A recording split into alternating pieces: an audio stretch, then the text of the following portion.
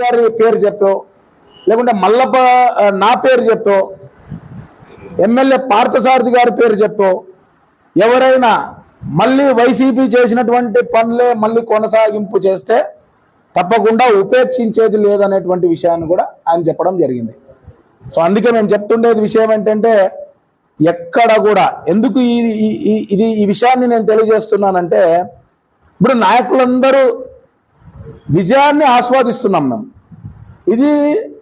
ఈ విజయంలో మాకు బాధ్యత పెరిగింది. బాధ్యతలో ఏ నిర్ణయం తీసుకోవాలన్నా ఎమ్మెల్యే గారి సారథ్యంలో 3 పార్టీలు కలిసి తీసుకోవాలి.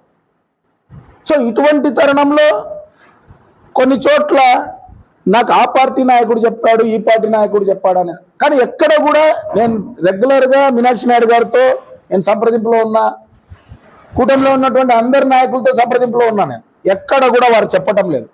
కొన్ని చోట్ల నాయకుల పేరు చెప్పినా కూడా మేము ట్రాన్స్పరెంట్గా అక్కడ ఏం జరిగింది అనే విషయాన్ని మేము తీసుకుంటాం. దానికి ఉదాహరణ ఈరోజు నేను చెప్పాలనుకుంటున్నా ఒక విషయం. అంటే రిజిస్టర్ ఆఫీస్లో కూడా నాకు ఈరోజు పొద్దున్న జరిగిన, అంటే 3 days బ్యాకే నాకు చెప్పారు. సరే నేను ఇది ఏదైనా ఊరికే ఏదైనా అబద్ధపు ప్రచారం అని కొట్టిపడేసిన, కానీ మా ఎమ్మెల్యే గారికి కూడా చెప్పారంట. రిజిస్టర్ ఆఫీస్లో మల్లప్ప గారి పేరు చెప్పి మేము మా మల్లప్ప మనుషులు, మేము జనసేన పార్టీ ఇన్ఛార్జ్ మనుషులు మేము అని అన్నారంట. కానీ పార్థసారథి గారు అంటే ప్రతి విషయంలో చాలా క్లారిటీగా ఉంటాడు. ఇట్లాంటి ఇట్లా నా దాకా వచ్చింది, ఒకసారి మల్లప్పని కనుక్కోండి అని అన్నా. ఈరోజు ఆ విషయం క్లారిటీ. కానీ అక్కడ మేము మళ్ళీ తిరిగి రిజిస్టర్ ఆఫీస్ అధికారుల వరకు కనుక్కుంటే ఇది అబద్ధమని తెలియదు.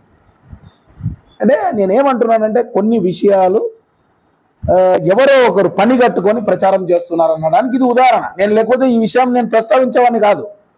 సో అందుకే మేము నాయకులుగా